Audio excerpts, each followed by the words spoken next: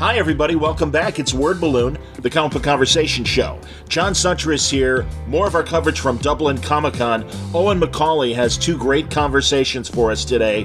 First of all, we're going to hear from Jamie Johnson, a wonderful comic book artist who's been doing great work in European comics, particularly The Phantom, among other great things, but has also worked for American publishers like Hermes Press. And then we're going to talk to Samantha Brooks. Samantha is the granddaughter of Mel Brooks. And she's been doing a great job of creating content, both film and video, and also doing acting herself. And I think Owen and the Dublin Con got a great coup in talking to Samantha, who has accomplished a lot in a short period of time and seems to be on the fast track of getting a lot of other interesting film and video work done. So Jamie Johnson and Samantha Brooks from Dublin Comic-Con on today's Word Balloon. This episode of Word Balloon is brought to you by Pulse College. Pulse College has 3 decades of a proven track record delivering professional industry training courses in audio, music, film, games, and animation. Since 1991, Pulse has received international recognition for both its vocational and practical-driven academic courses. All courses are designed and delivered by experienced industry professionals and offer cutting-edge blends of academic perspectives fused with practical skill sets in the areas of film, music, games, and animation. This, combined with the unique teaching and learning environment of the iconic Windmill Lane recording studios, makes world-class industry education attainable. Learners from around the world can join in a variety of short courses offered remotely via Zoom in the fields of sequential art and design, 2D animation, 3D animation, character design, and game environments. For more details, visit pulsecollege.com. Word Balloon is also brought to you by my patrons, the League of Word Balloon listeners, via Patreon, patreon.com/wordballoon. If you could subscribe to Word Balloon, it would really be greatly appreciated. Took a bit of a financial hit this year and could really use your help. If you enjoy the content I provide every week here at Word Balloon on audio and video, you could really help me out by subscribing to Word Balloon for the price of a comic book. Can you spare $5 a month? Can you spare even $1 a month? If you can, if you think the content is worth your time, it would be great. Patreon.com/wordballoon. Thank you, League of Word Balloon listeners. Word Balloon is brought to you by AlexRossArt.com. Alex is doing a CGC Signature Series signing opportunity for fans. You can send in your stuff to Alex to sign at cgc.com for details. Hurry, though. The offer ends May 5th. Okay, so hi Jamie, how are things? Pretty good, thank you. Been settling in nicely. Been busy this morning though. It's been a crazy convention day, which is great. How is it? How was the con for you? This is your first time. Is this your first time in Ireland? It's actually my first international show, and it is my first time in Ireland. My partner is originally from Wicklow, so we were going to be over here, and through very odd turn of events, I got wind that an old guest of the show, Alex Sinclair, who I know through, I guess I helped him with a show in Australia. I said to him, there's going to be a show while we're over there in Dublin. Is there do you have any contact at the show? Because I thought if I emailed them, it would just get lost in the ether. And he said, his name's Owen McCauley. I went, I got this. So Owen and I know each other. I've done Phantom Comics since 2012. So I've done about 25 covers for the Australian market. I've done for Hermes Press in America and for Lightning Strike, which is now Pulse Comics, right? Which was through Owen. So the one Irish Phantom cover that I did and the one contact I had happened to be affiliated with the show. So I sent him some stuff and he passed it along, and they were super kind and had me over, and I'm super happy to be here. So yeah, and I have to say the guys like Carl and Derek, the main organisers, they're so good. Like if you had just emailed them cold, it wouldn't have been ignored. They would have followed up. And the show's been a great support to the comic side. Like this convention is perhaps, I think, one of the few remaining conventions that do portfolio reviews. Where you can actually have someone from industry and show them work. And when I was a kid, Big Bang Comics downstairs, they used to have a show called Dice, and they used to have another shop before they were Big Bang called The Third Place, and they did a Dublin City Comic Con. And they had portfolio reviews there, and that's where I got to meet Dan Slott and stuff. But they actually did portfolio reviews, and my dad brought me as a kid, and now I ended up then, not just making comics, but being a teacher myself. So like shows like that, it's a small world. And then I didn't meet Alex at that show, but his daughter, I believe, is studying over here. That's what brought him. He was on holidays as well. Yeah. So something about Ireland attracts comic creators as a holiday destination. It must be the lovely weather. He points to a rain. Dude, I'll be honest with you. Like the rain we get in Australia, but I'd never seen snow. We were doing a road trip around. We've hit almost every county except maybe 3 on the north side. But we were driving through Ring of Kerry, and we were driving through snow, and we had to pull over. I've never seen snowfall, and so you guys are like, that's that damn snow. I'm like, this is incredible. Like it was just the snow-capped mountains, and we went to the Guinness storehouse because we're tourists, and we were just having a pint at that Gravity Bar just overlooking the snow-capped mountains. It was just incredible. Like it's just such a unique and just great vibe to Dublin. I love it. Just Ireland in general. It's been incredible. So yeah. That's awesome. And so at the moment so what we're doing with this isn't so much a panel, it's just a general conversation, but we want to do something different, which is Jamie's doing a demo of the process. Now, we were considering the way to connect the camera so you could see, but we've, as I say, this place has given me conniptions this morning. Well, we did a test because we have several guests zooming in from the States, and I came in yesterday, set everything up, and came in today and nothing was set up right. So we managed to fix it, but now I'm terrified to touch that computer. So that's why we're all gathered together. We're a close community here in Dublin Comic Con.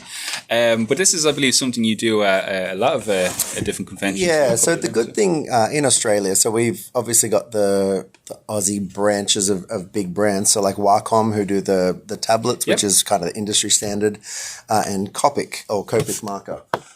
So I'm kind of affiliated with both. I'm an ambassador for Copic, and I do online like classes and workshops for Wacom. So I'll do a lot of the demo stuff at a convention. So I'll bring like a very small version of my. Are there any like budding artists in the? Yep, I could see your like you were. yeah. That's awesome. So I bring just like a very compact version, which is just my warm grey and my cool grey, where you can get like some nice tonal shade and things like that. I do have, if you follow my Instagram, QuickDraw13, you can actually see I've got every Copic marker that's ever been made and like a huge display like Willy Wonka. It's cool. But there's no way I could transport that, especially overseas. But so Copic, I'll do a lot of stuff for them at conventions. And it's just fun to do little giveaways, like incentives for sitting through and listening to us jabber for 45 minutes or whatever. But yeah, it's you did one with the one you sent me a picture and you gave me the idea was the totals. You've done quite a bit with the totals, and yeah. Evan Eastman was actually a previous guest at the show as well. And we have Ryan Brown, and here's the funny story, which was there's 2 Ryan Browns, and they spell it exactly the same way, and they both work on the totals. And I thought this Ryan Brown was the other Ryan Brown, and when I say to Kevin, Ryan Brown goes, "Oh, great! I haven't seen him in ages." And then we're like, "What's going on here?" So the Ryan Brown you're referring to has done some stuff on Lost Years and some recent Turtles, and he signs at RGB, whereas the old Ryan Brown did the old painterly stuff, really like almost 2000 AD style back in the Mirage days. So that's actually really funny. I didn't realize that were 2 separate dudes. It's just like, I'm like, it's small enough industry, guys. Can we have like some variations in names? And you've been doing some, is it variant covers with yeah, so I predominantly am a cover artist. So I also teach. So I do my own, I run classes and workshops for kids in Sydney, and I do them online as well, but obviously time difference makes it a bit tricky to do international. But variant covers allow me to kind of jump in and play, but it doesn't monopolize my time. Like I have so much respect for the people. Like I know Mike was doing, the storyboarding and then obviously interior art, but that really is a full-time thing where you've got to just dedicate everything to that. And it's like a Monday to Friday, like you got to treat it like a full-time job. Whereas for me, I kind of cheat where I get to draw pretty pictures, and one week I'll doing the Phantom, or the next week I'm doing the Ninja Turtles, or I might be doing an indie comic, or Cult of Dracula or something. And it's kind of fun to be able to jump in and jump out without having to be too like tied down, I guess, committophobe. The whole variant cover situation, that's always brings about interesting conversations because it's about the quantity and then the rarity as well. Because with comics, it's an interesting hobby to have, and it's an interesting medium because it's like appreciation for story, connection to character, but then there's the collector's mentality. There's people who collect books and they've never even read them. It's weird, isn't it? It's kind of like, and then the variant covers, whole other beast onto itself. So there's pros and cons to everything. I think it's getting to the point where it actually is harder to get variant covers, and it also becomes prohibitive for the collector, because Last Ronin, for example, was a Ninja Turtles set in the future, and it was like a dystopian Last Turtle standing kind of thing, avenging his fallen brothers. I won't tell you who it was if you haven't read it, but it was an amazing story. It was like Batman, like Dark Knight Returns meets Blade Runner, and you just get sucked into this story. But then I think they did something like 700 variant covers over the 5 issues, and you're going like, how can anyone possibly want to do that? So I think what happens is you get people that follow certain artists. So I have people that have something of everything I've drawn, and then there's the people that will go a completionist that will have to get every single cover that comes out, and then there's ones that go like, oh, I like Kevin Eastman's one or this one. They'll pick and choose, but with Marvel and DC, unless you've got like 4 or 5 stores pooling together, because it's something like 3,000 to 5,000 minimum copies they have to, in US dollars plus shipping and freight and all that stuff. It's too, like in Australia anyway, it becomes very prohibitive we don't have the numbers, like we don't have the population to actually justify that. So that's why you have to get stores kind of pooling together. So it becomes a tricky situation. So when I do variant covers, it's either for indie comics or it might be a number 1 of something, or I try not to get too sucked into that. Do you know what I mean? Yeah. Has anyone explained to you why there's such a huge... You probably noticed because you have some total prints which are exclusive at the show. Yeah. And huge interest and uptake from the attendees. Has anyone explained to you what the fascination is with the Ninja Turtles here in Ireland? No. Is it the green? So, how dare you? Are we going to do that fight now? Apart from the green and the heavy drinking that they do. Yeah. It's the 80s animated show was made here. The animation studio. What, the Dick Wolf? Oh, is it Dick Wolf? Yeah. Wow. Yeah, so that's why I allowed it, because sometimes when I'm teaching as well, some of the animators, the original animators, come back and reskill with us. So, but there was an episode where they did come over to visit Dublin, and we had skyscrapers, we had a statue of St. Patrick in Phoenix Park. Oh, because that's so accurate. Wow. Yeah, and it must have just killed, because the storyboarding happened in New York, I think, but it must have just killed the animators to draw something they knew factually was wrong just by looking out the window. Well, if you look at my print and the way it did, I said to Derek, because I was so lovely to just go like, yeah, come here and we'll put you up in a hotel. I'm like, let me do something for you. So I said, I'll do a panel. I'll do like a print. They go, yeah, do a print. And so I'm going like, I can do like a big thing of Dublin, and we can do like the Halfpenny Bridge and do all the different things. He goes, just put Temple Bar in there. I'm like, all right, I'm sure people will love that. Like, everyone I speak to hates Temple Bar. They're like, $10 for a pint. Fuck them. Sorry. That's how they speak. See, this is the danger when we have an Australian. Yeah. We have terrible language. We got well so far. I'll beat myself after. I apologize. So what's next on the horizon for you? What projects do you excited to look forward to next? So I'm kind of taking a little bit of a break, to be honest with you. So I've when COVID happened, I had about 52 students for my workshops and my classes, and then basically shut it down. And I was taking kind of 1s and 2s, but I'm actually opening that back up. So I'm taking a bit of time to kind of build up my because I've got a lot of budding. I say younger, but like 15, 16, kind of at the sweet spot where they start to really get that traction, and whether they choose a career in art, because it's not an easy career to do. I didn't think it would be something that I could pay my bills with.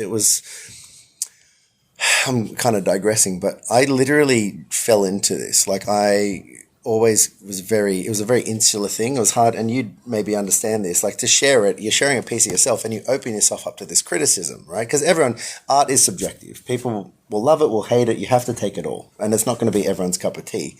but you have to have a very thick skin. So one day I just put a bunch of drawings, didn't even scan them, I just took photos of them and I put them up on Facebook. This was like 2011, 2010. And I was kind of like, be gentle, and then just kind of press, publish. And then people were like, wow, that's so good. And it wasn't good. It was your friends and your family who will always be your biggest fans. Don't listen to them. As nice as it is, you need people that will give you actual criticism and constructive criticism. So what Mike was saying, portfolio reviews and things where you can actually see, where you need to work on the things like perspective and anatomy and stuff like that. But long story short, I didn't have any guidance. I just threw it out there and I kind of fell into this work. And I can work digitally, I can work traditionally, but I taught myself and I literally took the longest way possible. I'm sure there's so many more shortcuts and my workflow could be so much quicker. And so now that through all this trial and error, I have this like next generation of kids coming up that are like, I can teach them in an hour what took me a year to do. You know what I mean? Like these little shortcuts and things. And that's why I like doing things like animation courses and illustration and whatever is so beneficial, because if you really want to do something with it, it doesn't mean being a comic artist or painter or whatever. You can do storyboarding for TV, movies, commercials. You can do graphic or, motion design, or you can do animation, whatever. Now with the technology, the technology we have today, it's just kind of like an endless opportunity. Video games alone, take up a huge percentage of the marketplace as well. So there's just endless jobs that are kind of being created. I don't know what it's like over here. Is that you finding that's the case, or is that? Yeah, over here it's huge boom at the moment. We have two major studios. We have Brown Bag, which is in Smithfield, so you could just get the Lewis straight down to it from where we are now. And then in walking distance in Hawkins Street, you have Boulder Animation as well. Then if you go outside of Dublin, you have access to Cartoon Saloon, which is in Kilkenny. They're Oscar nominated. So they've done, you ever hear Secret of Kells and Wolf Rocker. So that's that studio there. And then even in Dublin, we have a few more. We have like Ping Pong, and I think the Studio Media as well is just a couple of tables beside you, I think, as well. Yeah. They're an animation studio. So, and it's just been growing. In Ireland, we're uniquely positioned because we're third level educated, English speaking, we're access to the European markets, we're next door to the UK, and we're just neighbours to America as well. And you look at it, so it's all connected in how we grow into that one. It's incredible. So. It's never been a more profitable time to be studying or working in animation, and the transferable skills you're saying, 100%. That's the type of stuff that we always encourage our students. Like I actually have two of our graduates who were doing talks early on, Mitchell and Mladen. Awesome. They were doing a 2D scroller, but they studied animation with us, and now they've gone into 2D scrolling games. So like it's all connected. That's awesome. I've been jabbering on here a fair bit, but do any of you folks have any questions you want to ask Jamie? Yeah, go ahead. I have a few. So I'm also drawing, and I'm also aiming to be an artist, and I hope to make my own like comic, more manga style and stuff. And because I've been doing everything kind of myself, I was overwhelmed by how much I have to learn. And one big worry I had is, how do you make good covers for like any sort of like volumes? Like what makes a good cover? So you want to make you're kind of selling the story. So it depends on what so I've been given, for instance, Phantom, the way they kind of pitch it to me is I'll usually get the Scandinavian stories. So they won't even be in English. So I have to be able to translate the action and what's kind of happening, and you curate. For me, I do it over 2 pages. If you open up the comic, you can see it on both sides. So it's got to immediately jump out at you. So you got to think about, number one, making it dynamic. It can't just be like a stiff kind of pose. There's got to be something that captures your reader. Because if you go into a comic shop and you see Marvel, DC, Dark Horse, IDW, all the countless, endless, whatever companies, and you scroll across, it can be very overwhelming. It's just this mess of... But if you have a look at the common theme, it's always going to be either going to leave on a cliffhanger, or it's going to show you almost that movie poster style where they're kind of stacking the heads. Do you know what I mean? The characters. So what you want to kind of do is think about it in a triangle. You want to try and keep your main focus at the top of that triangle. So whether that's your main character and then you've got like 2 protagonists here or something like that, where you can triangulate and your eye naturally goes to the main character. So there's almost a constructed chaos to it. So you've got to try and keep it energetic, keep it as loose as possible. You don't want to be like laboring over every line. You want to keep that energy in the inking, especially.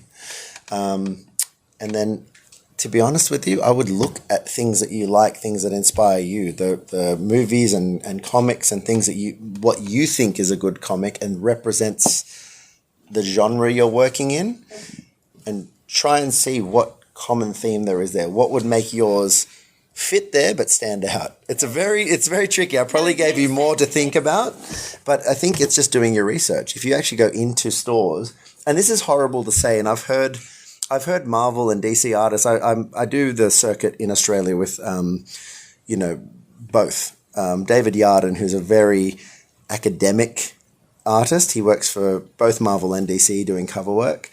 And he says, and he's very blunt about it, he goes, I go into a comic shop and I see not only what I like, what I don't like, and what makes me not like that. Because people work hard for that money, and if you've got $5 or $10 to spend, what's going to make you spend that $10 on that comic over that comic, right? It's got to really grab you, because the cover is the marketing. Yeah, exactly. That's why it's a big part of it. Yeah. So, I mean, look, I'd say bring your samples, like actually have a go at it and put a portfolio together. And that's the beauty of this. This is one of the only shows. I do shows all around Australia, and we've had maybe 3 companies do portfolio reviews in the last 10 years. IDW was one of them, Boom was one of them, and I think Dynamite, I can't even remember if that was a thing. That's so invaluable. If you've got access to it, use it. You need that criticism, and you need them to say, this is great, but you need to work on your anatomy or your perspective or... Yeah, composition especially. Correct. And Are you here tomorrow? No, I won't be. We have the portfolio review. But I tell you, if you go up to the tables, particularly Gary Erskine is another artist. He's always very giving off his feedback as well. So folks do take it on board. He teaches with us, and we let him zoom in. He's based in Berlin now, originally from Scotland, but do go up if you get a chance, because usually what we like to do with guests when they come over is obviously like folks like Jamie and all, they have a table, they have a stall, and that's where the main focus is for the weekend. So when Jamie's here, like doing a panel of David, who's from Titan, who's doing a portfolio review, or like Gary, we want to make sure that we pluck them out at a designated time, because otherwise the weekend's eroded away with Q&A. But that doesn't mean don't be afraid to go up to them, because that's how I got my foot in the door and stuff as well, is don't be afraid to ask. I think people are nervous to ask questions and engage. I mean, for me, it's only my second time I'm coming to a convention, so everything is just very new. But that, even asking the questions, like if you don't ask, you won't know. And I get that it's really scary to kind of put yourself out there, but it's kind of, we've all been in the same boat, right? We all started somewhere, and you need someone to actually be able to give you that push or that direction, I guess. Just to give you guys where it's at the moment. Sorry, I have been talking a little bit, but it'll come together very soon. How are we doing for time? We're coming up to 20 to now at the minute. Okay, cool. So, great. We have the next panel after this one is do you read Miracle Man, The Return in the comics? I'm going to tell you my dirty secret. I haven't read a comic in about 3 years because so I need you to leave. Yeah. No. When I say that, I buy them, and my pile to read is about. So I get to them where I can. Things like Last Ronin, Turtles, things that I'm really engrossed in, I'll absolutely jump in. Some of them I heard you talking about. Sorry, I kind of eavesdropped on the last panel, but a lot of the Spanish artists, so like the Jorge Jimenez and the Fernandez and those sort of things, been loving their art. So sometimes I might buy a single issue just to have a flick through and see, because they're so energetic, and it's actually funny because a lot of them have very manga influence, but it's almost in a Western style. So even if you want to do something in a manga style, doesn't have to be exactly like that. You find your own voice in that. I think that's the biggest key. Yeah, it's like with the art parents. I'd say, like, I, for example, like the Art Nouveau style a lot. It's just that kind of like more gothic, more kind of like illustrator style. Yeah. And I'd really like to integrate that more than the very simplistic.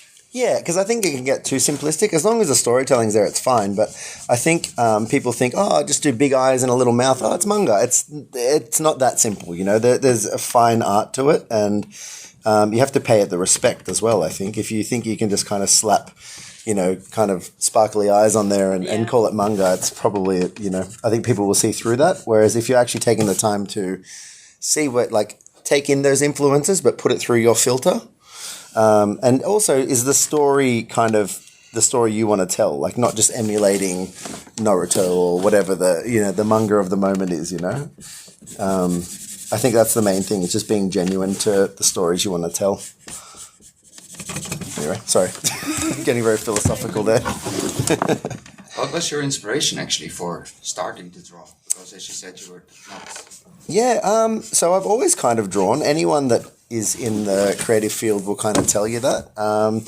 Sharing it was kind of a hard thing for me. But when I was growing up, my godfather was actually a comic artist. He was doing phantom covers in Australia. And he actually owned a chain of comic stores. So every year on my birthday, he would say, what are you into? And I'd say Ninja Turtles, thinking it would be like the cartoon. But he would get me posters of Eastman and Laird. Oh, nice. You remember the first graphic novels, the color ones? I had that one where they're in the alley. I was 5 and I was up on my wall. I'm so violent. But it was the coolest thing. I showed Kevin Eastman and he goes, dude, you a badass.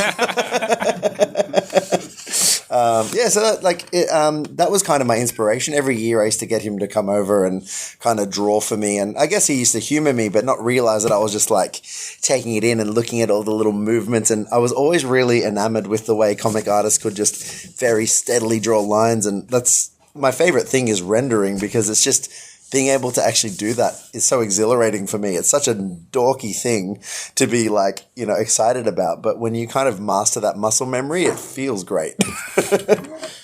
Yeah. All right. Sorry guys, we're going to have to go. No worries at all. Cheers. Thank you very much. You. So then you started to draw turtles. Was that a dream for you, or? Oh my gosh, yeah. Yeah, when I say I was Ninja Turtle obsessed, it doesn't even cover it. I was born the same year as the Turtles, so I was an 84 baby. And actually the cool thing is I'm going to be doing a show in New Hampshire for the 40th anniversary of the Turtles, and it falls on my 40th birthday. So it'll be with Kevin and Freddie and all the Turtle artists, and it'll just be a big 40th. Freddie, I forgot he was a guest over here as well. Of course, yeah, God, yeah. Freddie, actually this is the weirdest story. So not only did I get to meet Kevin, who was one of my heroes, we all did the show together. So I did Ninja Turtles 100 was the milestone. It was the most they'd ever published. One, IDW reached that milestone, and then so I got a cover for that. And then it happened to coincide with when Kevin Eastman and Freddie Williams were out. So they invited me on the Turtle tour, and it was the busiest show I've ever seen. The lines were out the door. I've seen Stan Lee, I've seen all those things, and they were great.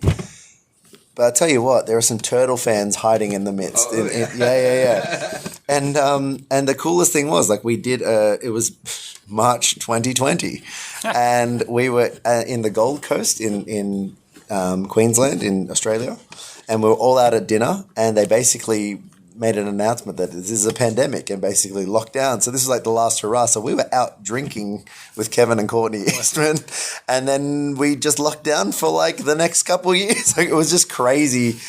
The last hurrah was with one of my heroes, so it was very, very cool. Yeah, if you're gonna go on a break, I suppose. Yeah. I'll tell you what, I needed a break. Those guys can party. What is the process here that you've been doing? So you go out with pencil outline, is it, and then you add in this. You go in ink onto it. Do you thumbnail it a few times before you? I just go in straight. I'll basically so I was scribbling in the back corner, and I'll start with just doing the very basic outlines and shapes. So I'll start with the circle for the head, and I'll get my kind of the planes of the face. Yeah, so you want to get that 3D aspect, and depending on where the figure is actually looking, I did a 3/4 pose, which is pretty standard. This isn't a very dynamic thing; it's just for a sketch, but. You would still want to plan everything out because, it's all got to make sense. You can't have, this weird twist in the thing. It's all got to, Batman's very brooding and cape and hunched over, and so that's easy to draw. Especially if you've drawn him hundreds of times like I have. But yes, I'll start with that kind of thing. So it's technically like a thumbnail, I guess. And then I'll keep it very loose, and the inking is where I kind of freestyle it. That's where you keep the energy into the piece. And then once I kind of do that, because I've done this on grey paper, you can't really tell, but when I start to put white on it, you'll see it kind of pop a little bit more. So I'll start getting rid of these. So you can see like the ink start to clean up a little bit. I don't know if you guys can see that. So I'll start getting some dry brush for the cape. And then, as I start to work it through, you sort of see it, you're almost building it up like layers, essentially. And once you're kind of happy with where the composition is, you can kind of freestyle it depending on where you want the lighting and things like that. How many of these markers do you go through? Well, the good thing about Copic is they're refillable. So I don't technically go through them. You can actually replace the nibs and refill the ink. So don't want to tell you how much it costs to do that because it's not pretty, but it's worth it though. They really are like the best in the industry. So all I'm going to do now is just start adding a bit of grey just to give it a bit of a 3D kind of look, bit of depth. And also, I'm very wary of our time here, and I know you guys have sat through 2 panels, and I know that can be very boring, so I'm going to give you something to actually look at here. It actually looks deadly. Oh, thank you.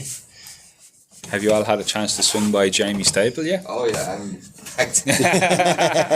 commissioned so. I've been super I didn't know what to expect coming over, but everyone's been so the response has been incredible. So I did a limited to 50 Turtles print, and I think I've sold through 30 of the 50 so far. So I've got about 20 left. Well, I've got people going, can you save me some? I'm like, I can't really do that, but I guess maybe. And so I might have to put like 1 or 2 aside because there's going to be some disappointed people tomorrow otherwise. But yeah, the response has been awesome. I got asked to do, this is actually a funny story. So if I do a show in Australia, I'll open up a commission list and I'll say, hey, I'll be at this show. Like, if you want a commission, I'm taking, 3 commission spots. And usually people go, hey, man, can you draw my favorite hero? I'm like, who? Like, Batman. I'm like, yeah, cool, man. Spider-Man. No worries. Raphael. Cool. This one, I got asked to do an anime. I got asked to do Doctor Doom, which was cool. I got asked to do a Michael Collins. The Irish Revolutionary. Yeah. And it was actually really fun to draw. It was like a hyper-realistic version of it. I think I put it up on my Instagram. But it actually was like, when he said my favorite, I love that though. Like his favorite hero wasn't a superhero, but that it was to him. So I'm not gonna comment on anything. I don't know if I'm like it's a hot potato. I don't know. I'm just saying. You should have drawn Mike Collins. That would have. You know what's funny? I was gonna draw the Liam Neeson version just to annoy him. I thought, I better stick to the script. So as I'm adding, hold on, I'll add a little bit more here. How are we doing for time, guys? Oh, good, yeah. Plenty of time, yeah. 10 minutes, plenty of time. All right. We ran a little over anyway in the last one. Yeah. So. Well, it was getting crazy at my table, so No, you're fine. And it's good to hear because that is I have to say the Artist Alley in Dublin Comic Con. I'm not saying it because we're here at the show, but it's one of the best that there is. It's so lively, and I've been to have you done New York Comic Con? No. I've done San Diego. San Diego. What's San Diego? That's like a beast, isn't it? Yeah. I've been as a punter, not behind the table, but it is a beast of a show. Yeah. I've New York though it's great, but it's like sardines, human sardines. And San Diego, I'm off put by that because that seems 10 times as busy. But this one here, everyone seems like genuinely enthusiastic to actually go to fellow artists, pick up prints. Everyone loves trading here, and I haven't heard a visitor from who comes over. I haven't heard a bad experience of. Oh, it was a bit. We'll put it this way. I asked Alex. Alex would have given me the lowdown if it was like, stay away, dude. Like he was very much like.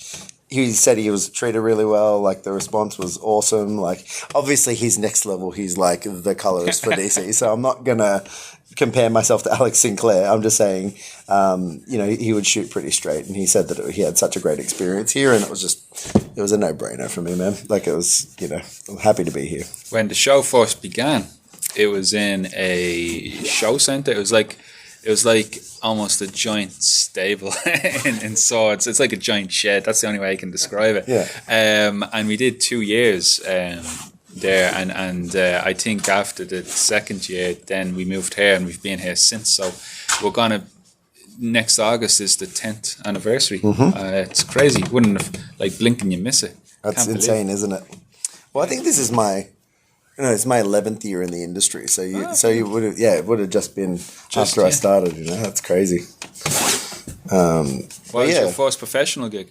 Phantom. Phantom was like my bucket list was just I wanted to do a Phantom cover because my godfather did. Yeah. So once I ticked that off the list, I figured it was done and dusted. But then I kind of got asked to do one for the American one, and that led to more Australian ones. And then I got to illustrate the board game, which I kickstarted a couple of years ago. And then I've done everything from like coloring books, trading cards, bookmark stuff, like that sort of merchandise side of things. And then once I kind of started doing turtles, like I've really only technically done 2 turtle covers, but I got commissioned to do 15 of them for Last Ronin, and then because of COVID, they shut down the program. So I had 15 ready to go, and so that's when one of them made it for the next Lost Years, and I ended up making like a portfolio out of them. But it's funny, I've really only done 2 covers, but everyone comes to me for Turtles now. I've done Phantom for 10 plus years, but I've done 2 Turtles covers. Everyone's like, Turtles, so it goes to show you the power of that kind of generational marketing, I guess, because we all grew up with it, and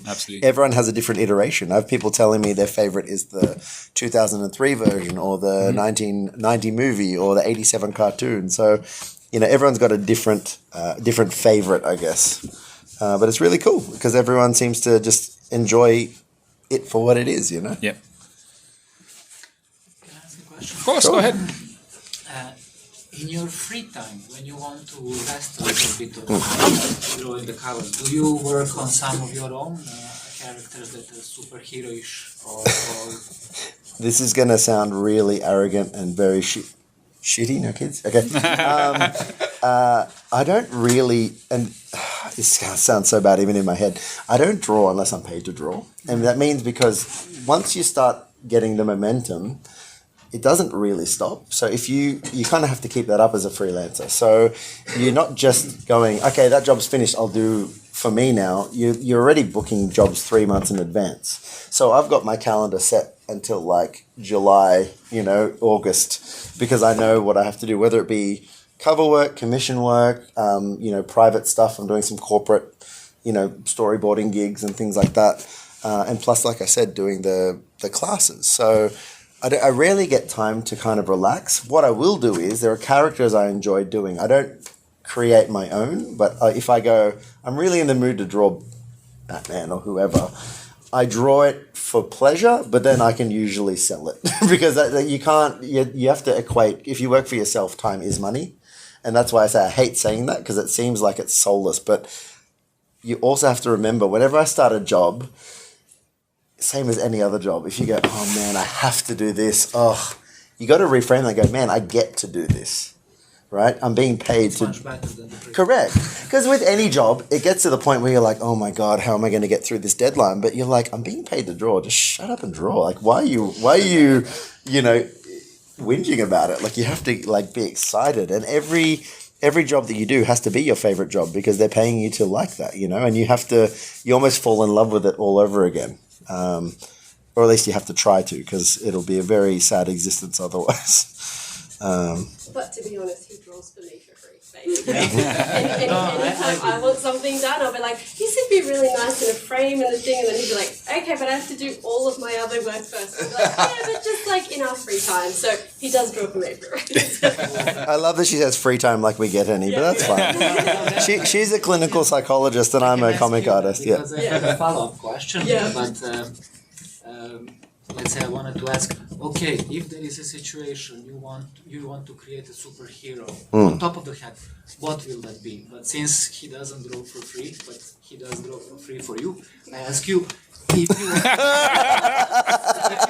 make some sort of super on top of your mind, like 3 things, would it be like half mutant, would it be like superpowers? They would probably be very busty, I'm It could sure. be a busty. So I actually collect like EBAS type covers, so like the female figures and the Harleys, all of that stuff. So he has drawn a lot of Harleys for me. She likes risque, and I don't really risque draw that stuff, because I so- teach kids, you know. So his whole thing is like, you collect comics, you collect all this stuff, but you never bought any of my stuff. You would come in and be like, that's nice, but I'd never buy it. And then when we got together, everyone would be like, is he your favourite artist? And I'm like, yeah. Yeah, sure. I mean, in a different way. So he's actually gotten, he's drawing more of that stuff for me now. So he does some of that. And I love it. Like, he's got a few there at the table. But he's just like, I'm just not used to it. So I think him even getting out of his comfort zone and drawing more of like the female characters was really different for him to do. So that's... The female stuff is a nice challenge because you got to still make them feminine but strong. You don't want to be too misogynistic, I guess, when you draw them, but you still don't want to make them like little, you know, you got to find a nice balance. So drawing things like Harley Quinn or Red Sonja or things that are like kind of powerful women are pretty cool to draw, I think. But the one you did for the Cult of Dracula. yeah, no, the one you did that got auctioned off again. Oh, the Psylocke, yeah. That was great. That was beautiful. Yeah, that was during the pandemic. We kind of were doing Aussies for Comics, where we were raising money for comic shops that were kind of in lockdown and just help them keep the doors open and whatnot. So I thought I'd step out of my comfort zone and draw a pretty sexy Psylocke, and that was I've got like maybe 5 prints left of that at my table, but But he does teach girls how to little like kids to draw, so he sort of was always like, I can't move Pretty too much apprehensive. into that because of it, and so I definitely don't expect him to move into that at all. But like people love all the stuff he does. But to answer your question, the things I was drawn to, like I love Batman, I love the Phantom. They're both, I mean, they're rich guys, white dudes. Let's forget about that part. But they're guys that just fight for the good using their wit, and they're trained to peak physical, you know, perfection, I guess. So they're not superpowered. I like that kind of everyman sort of aspect. So I think if it would be something, it would be Batman-y, Jason Bourne kind of, you know, John Wick, you know, where they're just badasses, but they don't have to have superpowers to... Strict but righteous. There you go. I love it. They have But to yeah. go also to a darker side for that. What's that, sorry? They also have to go to a darker side for that. That is true, but it doesn't have to be like, but not killing, right? But that's the line. But that's the line for them. Not every hero has a line, but that's what I like about them is they have a line. And to me, it's like they don't need to be superpowered. They don't need to kill to actually fight crime, and I respect that. Anyway, so I'm going to show you where we're at for this. Thank you for your question, by the way. It was awesome. I don't usually answer any questions or input, but I just thought, like, yeah, it's interesting to know that because he actually does sit and just sort of draw and be like, do you like that? I'm like, yeah. Cool. All right, so I'm going to add a little bit of white, but that's where we're at the moment. That is deadly. Okay. I don't know how we're giving this away yet, so please don't lynch mob me. I don't know what's going to happen. What should we do? Before that, I know we don't have a lot of time, but can I ask another question? Yeah, you can ask a question. Sorry, go ahead. Yeah, of course. So I was wondering, because it was a discussion about the female characters that you're not really used to. Right. If you're in a situation like that where you got to draw something that you haven't really drawn, would you go more for something like reference, like looking at female bodybuilders, for example, or Yeah. to figure out from one? So I'll do things like movement's important. So I'd look at things like parkour, ballet, things where they're actually showing muscles in not just poses, but actual movement. Because I think that's important. And when you haven't done a subject before and you're trying to do it justice, it's obviously you're using your reference. It's making it... And when I use reference, I'm not a slave to it. I just like to... get the initial movement down and then kind of not look at it anymore, because then you kind of, that's your inception point, and then you kind of freestyle. That's where it becomes your own. And when I say reference, I mean reference. A lot of digital artists, you'll see them go like, this, you know, I drew Stephen Amell. Be like, you traced it. Like, you know, you can see when they've not actually put themselves into it. They've just kind of relied on the digital trace aspect, which, look, I'm not going to knock it because there's something to be said about the speed of that, but I respect it a lot more when people can take that and turn it into something using their own merits, I guess. Yeah. It's a very controversial topic, sorry. All right, all right. Okay. Now you do also like commissions and draw what people ask you. Mm-hmm. There's now your most favorite character that you ever have drawn. Ever. Gosh. God, that Michael Collins.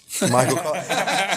Look, I'll be honest with you. I like the challenge of that. I wouldn't say that's my favorite commission, but I think it threw me off guard enough that I was like, okay, I respect that. That was cool. It changes. It just depends on what my mood is. Sometimes, like I've drawn Phantom a million times, and I was very happy to take a break from that because there's only so many poses you can do for the same character, and it gets a little bit tedious after all. Batman doesn't because he just this way, that way, gargoyle, leaning. I'm a tiger. You know what I mean? Like all that sort of stuff.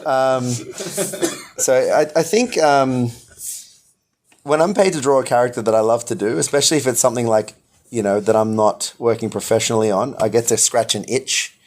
Do you know what I mean? If I really want to draw a gritty Batman, like they're like, can you draw like a Frank Miller style? I'm like, cool, I'm never going to be paid to draw a Frank Miller style in comics, but I can draw the hell out of a commission. You know what I mean? So, so that kind of scratches an itch, so to speak. Let's put a little bit of smoke in the background here. Because he's in Gotham and it's a steamy place. All right, let's put that. So you like to draw mostly a bit the grittier part of.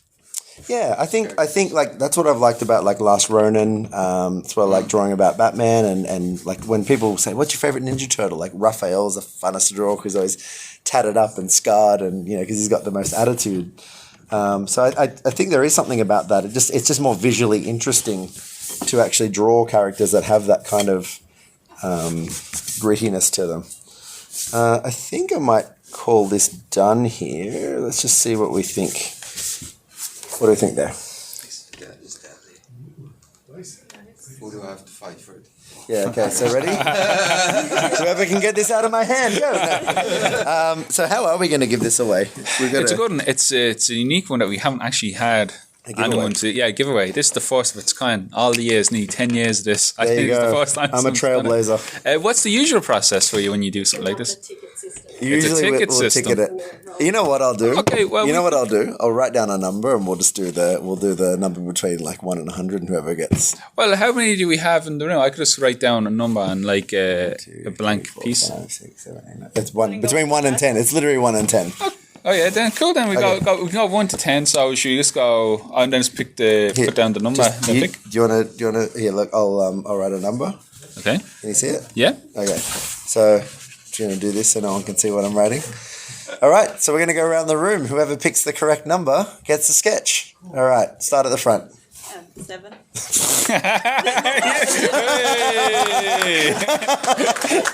The system works. I'm going to sign it for you, and if we can get a photo together, that'd be cool too. Awesome. I'm going to end the recording here as well. We might keep a podcast of this later. We'll have to add the bleeps in. No, I'm so sorry about that. Nah, sorry, kids. Awesome. All good, Jamie. Don't worry about swearing. That's allowed here on Word Balloon. Next up, a fun conversation Owen had with Mel Brooks' granddaughter, and she'll forgive me if I put the fact that her grandfather, the very famous Mel Brooks, up first. But Samantha Brooks is certainly making a name for herself in acting and as a writer-producer of content. This is a great conversation. I hope you'll enjoy it. Samantha Brooks and Owen McCauley on today's Word Balloon. Great. So welcome, Samantha Brooks, to Dublin Comic-Con. So really appreciate you joining us today. We're here in the Pulse College room. Pulse is a games and animation college, and our main focus is to just discuss, different creators in different fields. We've had so far this morning game developers, voiceover artists, storyboard artists, animators, comic book artists, but you're bringing a unique facet now to the conversation because you are a creator for TV, but an original series, and it's also a web series as well, what you're developing. So you are what we see as a new wave of creators because you see it every day in the news. Everything is the major streamers or the TV channels. It's all kind of gone a bit of the way of the dinosaur, and now the next generation are coming in to make their own content, and it's now being more accessible, particularly with YouTube. So I was just wondering if you could tell us a little bit about High Functioning, your new series. So you just recently completed a successful campaign to fund this series. And I suppose, what was the inspiration behind this, and how have you found the experience so far? Well, first of all, thank you so much for having me. I'm really excited to be here. And thank you for calling me the new wave of anything. That's really makes me feel young and innovative. High Functioning is a comedy series. It's a 6-part web series. Each episode runs about 15 minutes. And it's about a young woman who's loosely based on myself, who lives with invisible chronic pain, which is something that I also live with, trying to navigate young adulthood, family drama, and relationships and friendship, while looking quote unquote normal, but struggling with something invisible.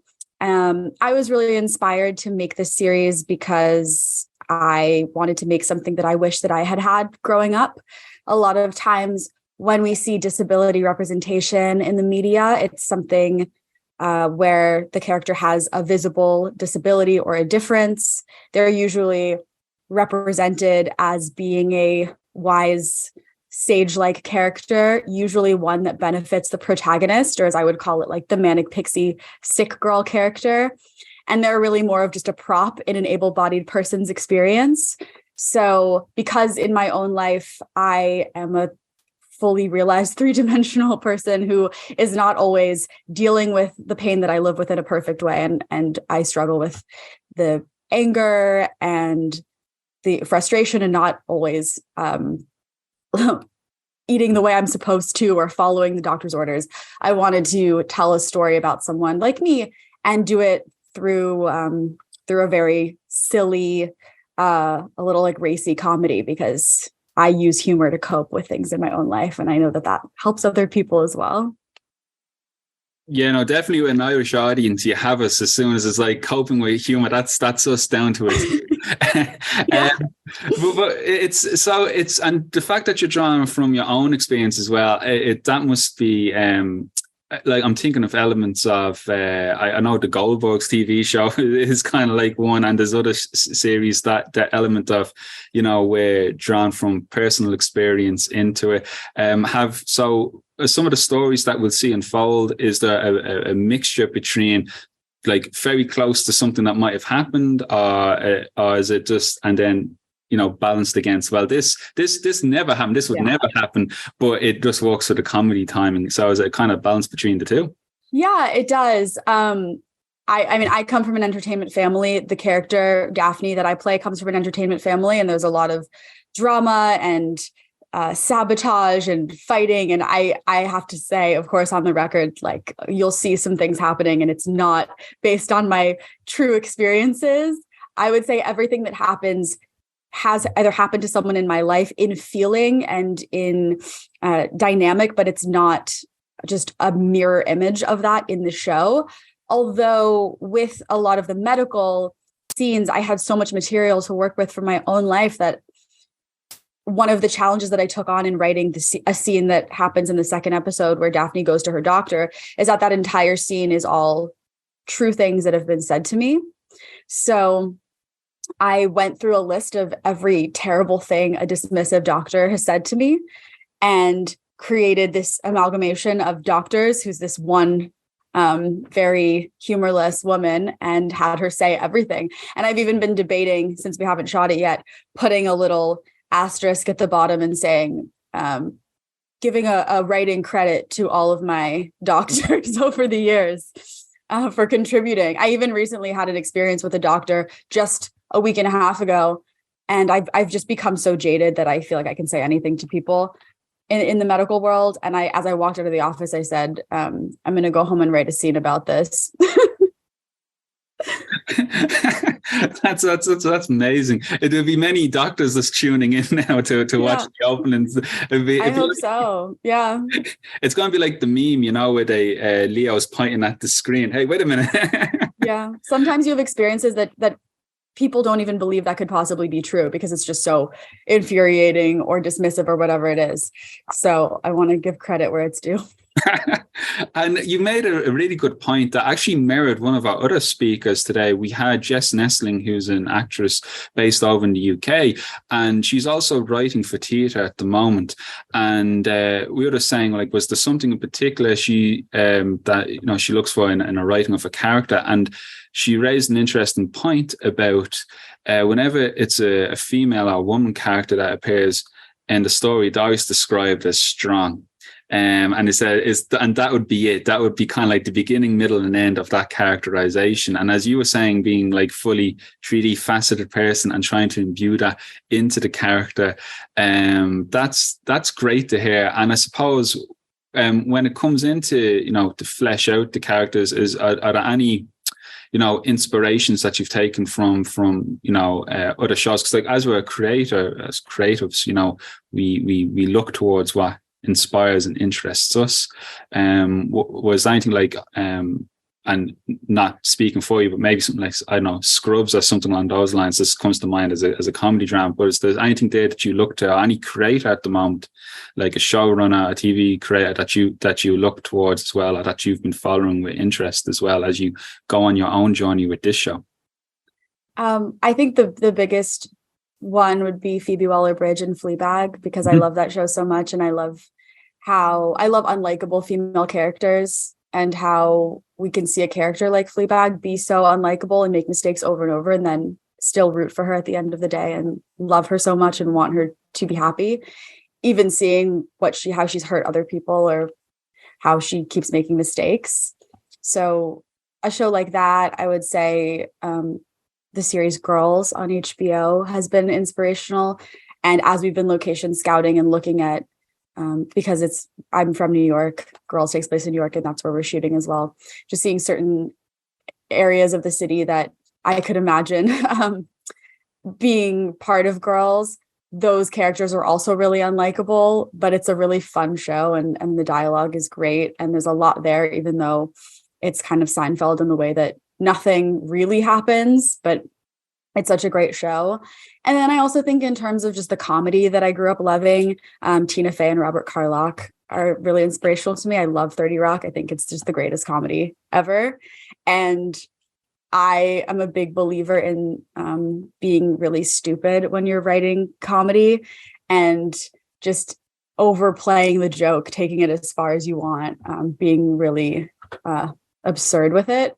So I love that show. And I think a lot of jokes in here, hopefully, could never measure up, but I definitely take inspiration from that humor. I like to keep it really quick and snappy. And then, of course, Succession is my favorite. It's also a comedy, but more of a drama. And I actually wanted to write a web series because I was watching Succession, and I felt like I need to do television and make that accessible for me and my friends to make our own show. And definitely with the way Succession uses subtext, and we'll have these back and forth ensemble scenes where you know exactly what everyone's thinking, but no one can quite say it. That comes through in moments with Daphne's tense relationship with her mom, or when she's trying to get what she wants and she can't just come right out and say it. That's amazing. And what you mentioned as well with Fleabag being an inspiration, I believe that began life as a stage show for us, like a play. Would you have any interest in with High Functioning? You're going to begin with 15 minutes. Would it be thoughts that you might diversify into like a longer form story? Like perhaps do you envision this might become full episodic, or perhaps a feature, or maybe adapting it into other performances like theatre? Do you think there's a potential for that, or do you have other projects perhaps you're tying around with for potential development in those fields in the future? Yeah, I definitely have plans for this to expand. I would say with this, probably it would work best as a 30-minute or hour-long comedy. The arc of this is pretty short because I had to both fit a full arc of a one episode into 15 minutes and then fit a whole season arc, which is, there's a lot of cutting and changing things and squeezing it. So I would love to have the time to really expand on it. And I think there's so many things that we haven't explored in the show yet. I tried to do like a highlights reel of my life and in the best and worst moments. But I think for example, we were talking about what it would be like introducing a character who has a visible disability. How would a friendship between Daphne and a person who has a visible disability, how would that work? So I think there are just lots of ways to expand on it and keep it going. I do have other projects. I think it's always important, and I've learned this year through pitching this show and pitching other projects, to have many projects, because it's like having many children and you can't worry about all of them at once.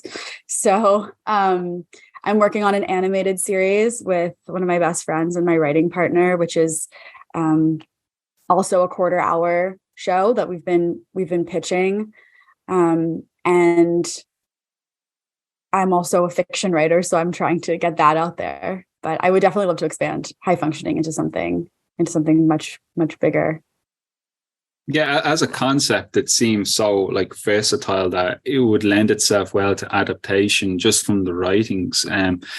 So we actually have a couple of questions sent into us already that I'm just going to go through. So we couldn't organize a mic to go around, but we managed to get old school pen and paper.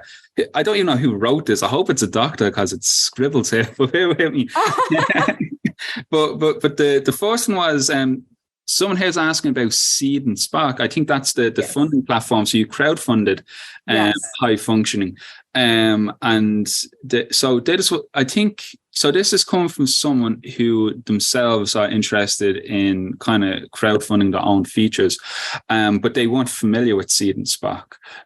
So could you say just how you came across the platform and what your experience with it so far? Is it different? So is it similar or different to Kickstarter? Is there... It's different. I haven't used any other platform because this is my first experience crowdfunding, and I was made aware of it by a friend who's a producer who uses it for a lot of her projects. The thing with Seed and Spark that I would say is that you need to be approved a few times. So if you make changes that are not approved, you might not be able to put your fundraiser up on the platform. But it's been a good experience crowdfunding. In general, when crowdfunding, something that I learned from a writer-director that I'm friends with was that when you do incentives, which are what you offer in exchange for donations, sometimes that could be a shout out on social media or merchandise, just a physical object. It's great to offer something and promise a physical object, but then you have to actually mail all of them out and have merchandise made. So one of the big takeaways is to make sure that you have incentives that you can deliver on in a timely way, because it's great when people start buying them, but then you have to make sure you have everything in good condition, you're sending everything out. And also I would recommend having a really good video. My friend Carl edited my Seed and Spark video, and he put all these little animated things in there, and we tried to make it reflect the project itself. So I felt like it was just as important to make the video funny and reflect the humor in the show, so people really get a sense of what they're donating to. No, that's fantastic. And thanks so much for that question as well. Thank you. The second one is to do with the writing of the show. Someone was just wondering if you made a writer's room or had a show Bible when you went about producing it. So what was it like when you were developing the concept? I guess it's a very personal project yourself, so I imagine a lot of the writing came from you, but I'd be curious myself about the show Bible kind of approach. Like, was there kind of a master file or a story arc that you wrote perhaps to refer to?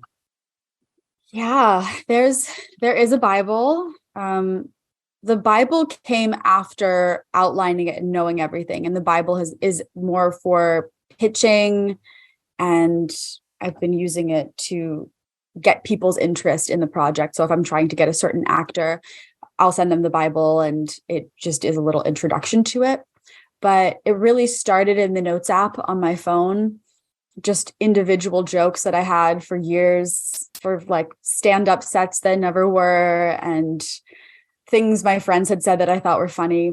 And then once I landed on, this is the character, it's about chronic illness, it's about a girl and her mom who's an actress, and they're going to be working together in this play, then I just started thinking about, I think really just I would be walking around or in the shower, and then moments would come in and I'd write them down.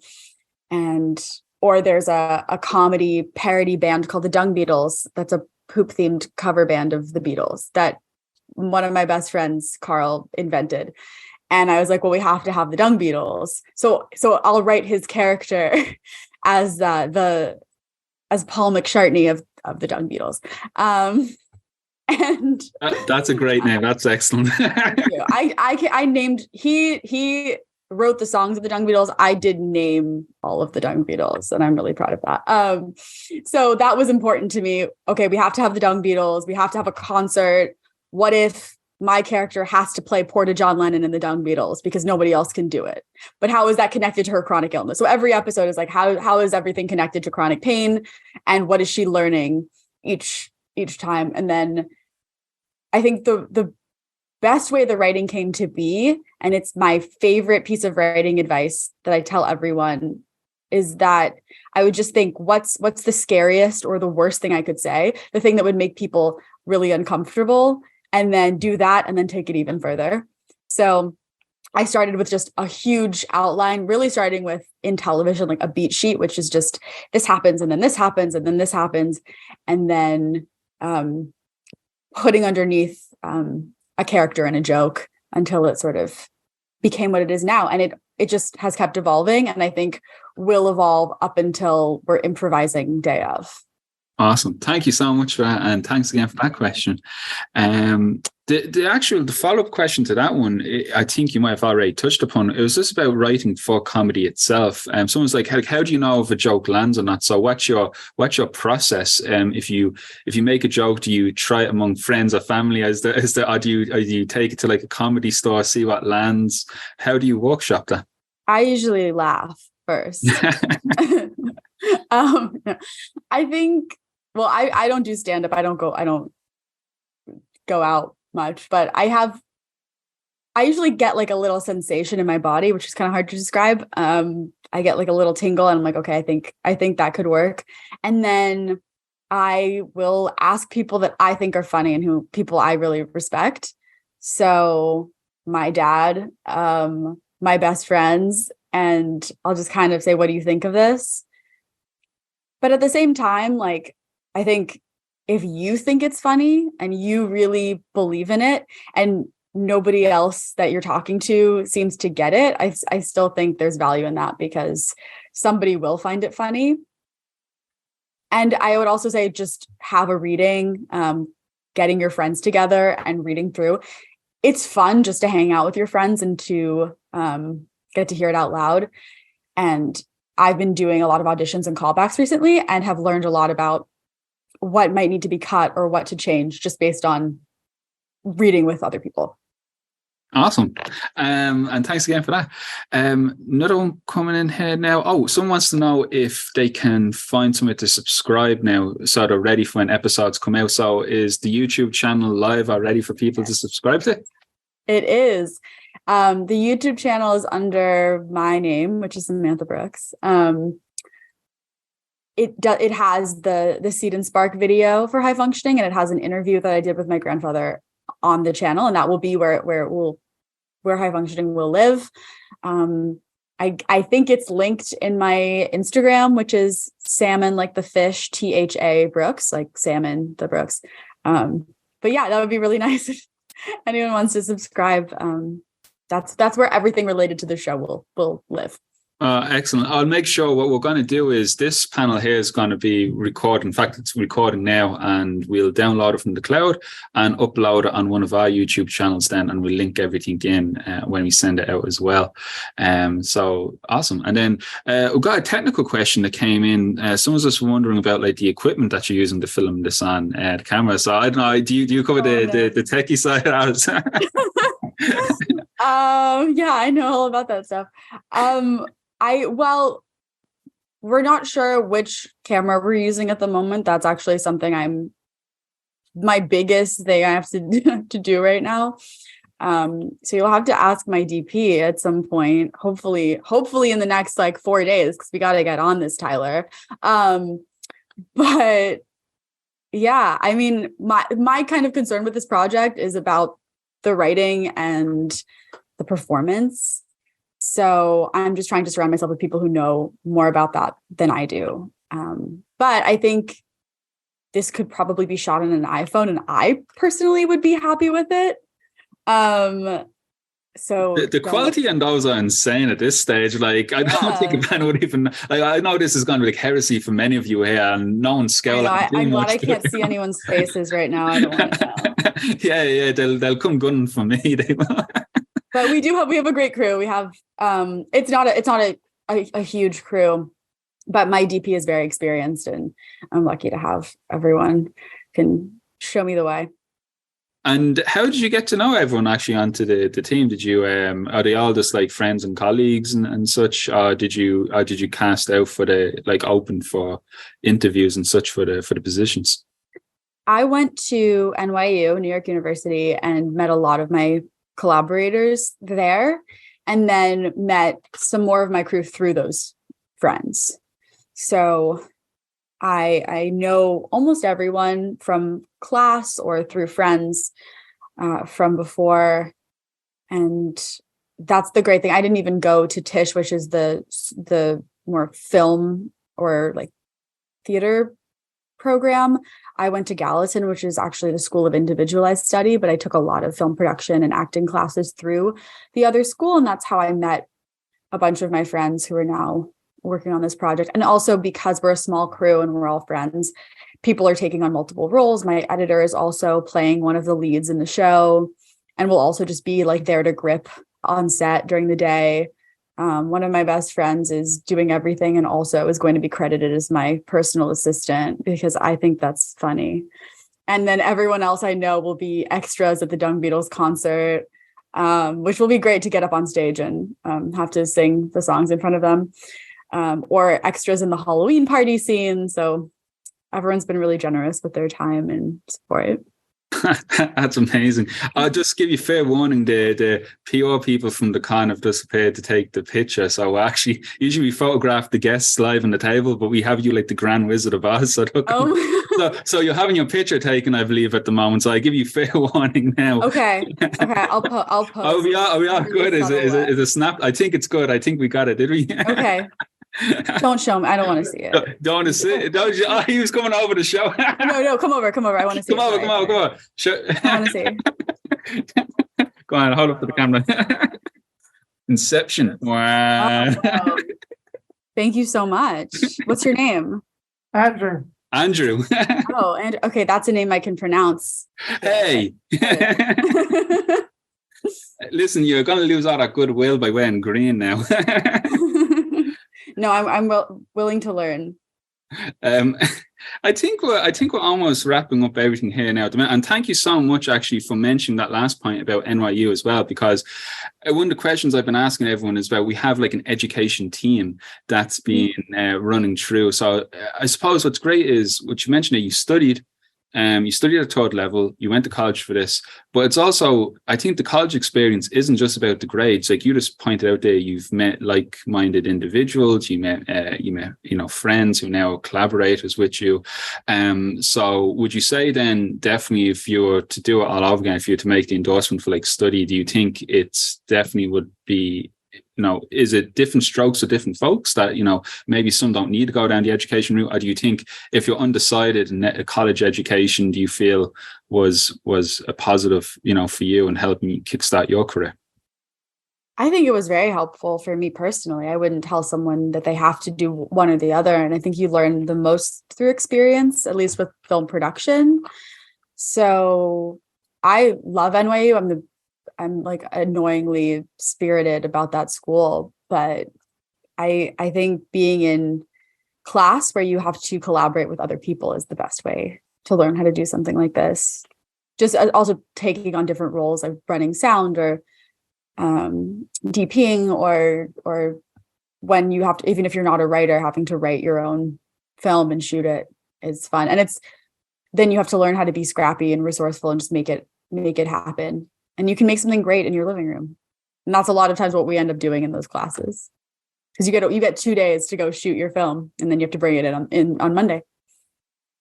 Yeah, it's called homework, isn't it? Oh goodness. No, listen, that's been fantastic, and thank you so much going through all those questions as well.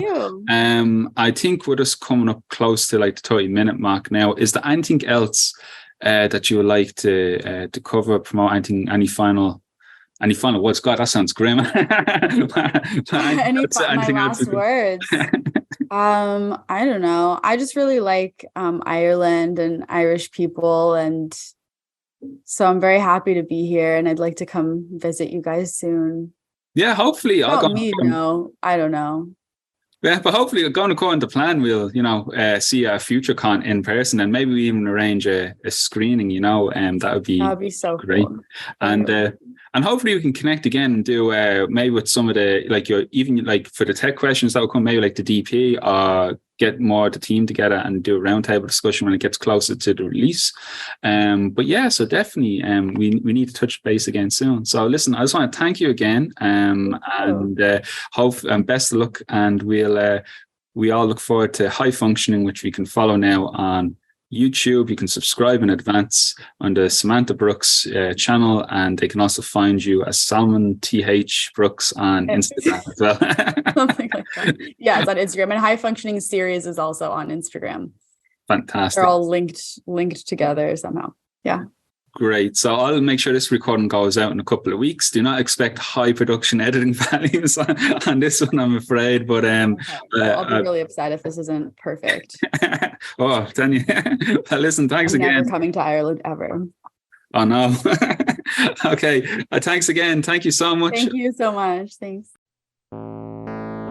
There you go, Samantha Brooks and Jamie Johnson on with Owen Macaulay from Dublin Comic-Con, which happened in March. It's going to happen again in August, and in fact, Franco is going to be there this August, and I will be there next March. So I really want to thank Owen for the great content. I want to thank Pulse College for sponsoring these episodes of Word Balloon, and gosh, I really hope you enjoyed it. I always love hearing others on Word Balloon doing interviews, but also getting that different perspective from Ireland. Why not? I'm always happy to do another Word Balloon International, and it's great. And man, I am so looking forward next March to being at Dublin Comic-Con. Owen and Pulse have been incredibly kind and gracious to me, and it's a great chance for me to hang out with Owen and Steve Mooney and Deck Shelby, so many other great Irish creators that I've come to know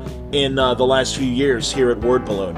So it's a wonderful opportunity, and I can't thank everybody enough.